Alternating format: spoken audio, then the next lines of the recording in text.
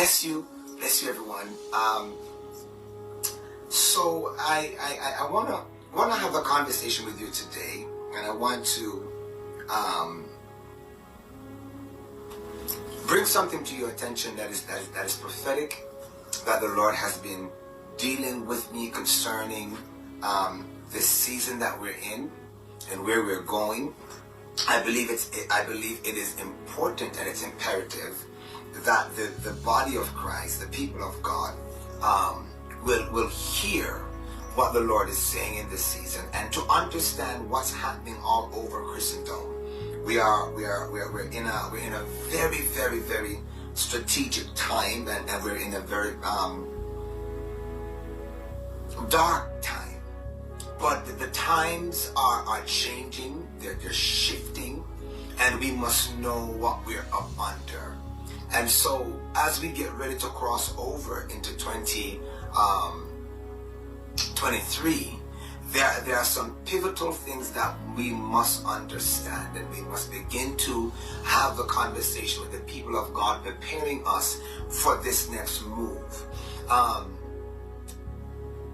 God never starts a journey and not know the route and its destination. And I think it's very important that we observe that the church has always been on its journey without a route and without a destination.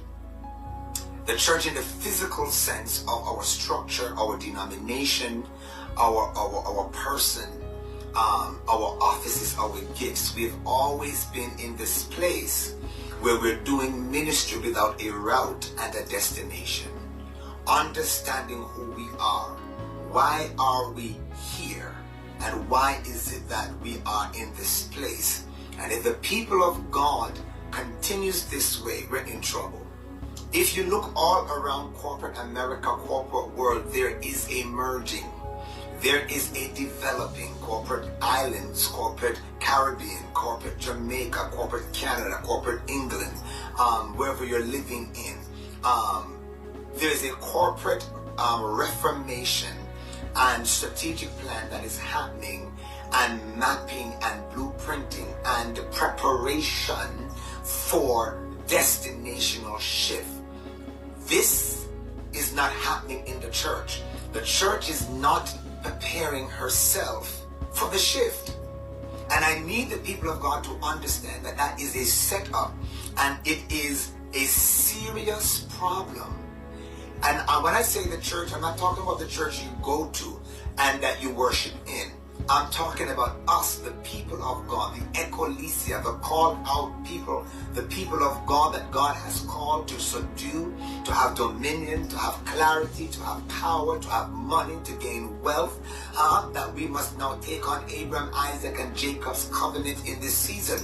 The truth is, we're not seeing that. And many of us, if you ask us right now, we don't have a financial plan. We don't have a financial budget. We don't have a 5-year plan. We do not have a strategic plan for our family, for ourselves. What do I look like 5 years from now? Where am I going to be? Am I going to still be in the same dead-end job? Am I going to still be warring with a relationship that does not work? Am I going to be in a church that I cannot have grace and cannot flow in my gift? Am I going to continue being in a church worshiping God and I am spiritually dead and not educated? Am I going to be waiting and depending on the prophets that are making profit in this season and I do not know the voice of God? What's going to happen to me if the church continues to decline in integrity, if the church continues to decline without a vision, if what is being shown to us and what we're seeing now is more of stardom and entertainment and people trying to strut their stuff, everybody trying to make a move for themselves in this season. And if we're dealing with a dogma or a dog-eat-dog world church society, then where do you fit in all of that? If everybody's trying to get to the top and everybody's trying to get rich and everybody wants numbers and kudos and stardom, Where are you placed in all of this? If preachers and the ecclesia and the fivefold ministry arm of the church is not focusing on building you and establishing Jesus Christ in your heart and being at the art of worship and at the art of the kingdom and the heart of God, I say art of worship and art of the kingdom, and the heart, H-E-A-R-T of God, that A-R-T. When people stop doing A-R-T and go back to H-E-A-R-T, this is where the church is. So we have a lot of A-R-T happening in the church without heart. So what do I do when the church no longer operates in the H-E-A-R-T, but now it's operating in the A-R-T, the mechanism, what makes us become great without a passion, without pride, without integrity, without morals, without kingdom fiber. That is what we're in. So the question now is, where do you see yourself? And I gotta say this to you: you cannot leave the agenda of modern day church to steer you into this final state in the season of the coming of the Lord. If you are watching TV land and what church looks like now and expect to make it to heaven, let me be the first to tell you, you're going to miss it. You're going to miss it, because what we have been showing the body of Christ and what we've been giving them is not church. It's not God. Saints, y'all need to hear me. There is agenda shift for an agenda. Let me say it again. There is a agenda shift for their agenda.